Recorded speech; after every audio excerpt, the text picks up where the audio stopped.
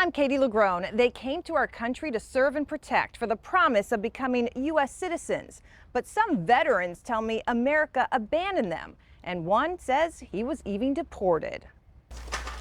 Speaking to us from an apartment in San Diego, David Barrio's American story I came here to further my education. Began more than 2 decades ago and nearly 10,000 miles away. I was born in Nairobi, Kenya.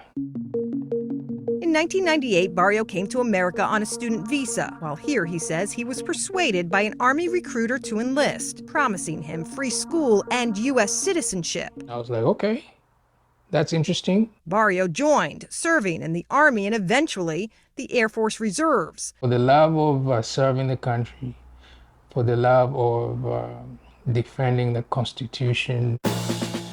But by 2007, Barrio says he was forced to leave the military after his recruiter was court-martialed and found guilty of unlawfully enlisting African national students, among them Barrio. While Army discharge papers he provided us show he was honorably discharged for an erroneous entry, Army investigative records he also provided us appear to detail how Barrio was one of dozens of Kenyan students recruited in a fraudulent enlistment scheme. My recruiter was fraudulently recruiting internationals to meet his quota, a recruiting quota.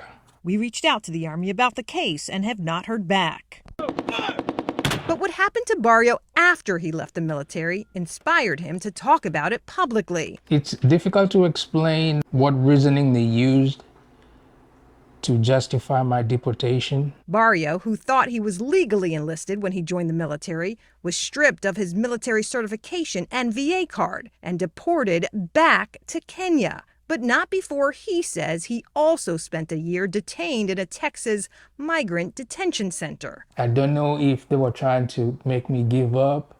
I don't know if they were trying to radicalize me and make me fight the system or say bad things about the United States. Barrio is among an unknown number of U.S. veterans who honorably served in America's armed forces but then got deported without the American citizenship and other benefits they claim they were promised. This problem is so big that the federal government itself doesn't even know the scope of the problem. The rarely talked about issue highlighted by the Veterans Law Practicum at UC Berkeley in this recent report titled Broken Promises. Despite being required to do so, they are not tracking the number of veterans they deport. There are requirements in place saying that military service is supposed to be taken into account during immigration proceedings. That rule has not been followed.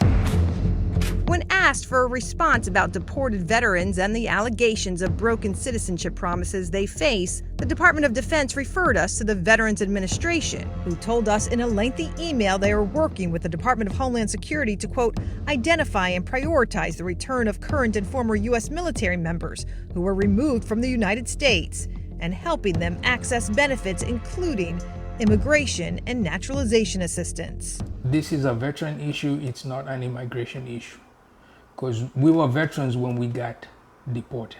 In 2022, 14 years after he was deported, Barrio was allowed back into America through a new government program for deported veterans. A few months later, he finally got the U.S. citizenship he says he was promised by that recruiter decades earlier. It was overdue.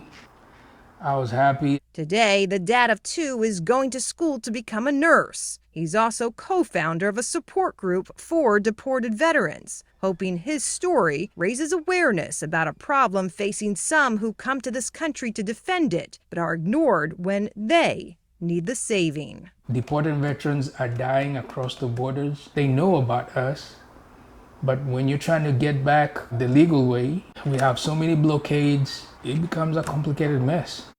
While Barrio has his legal status, he's still fighting for the GI benefits he was promised, which would help him pay for school. But despite everything he's been through, he tells me he considers himself a proud American. I'm Katie Legrone reporting.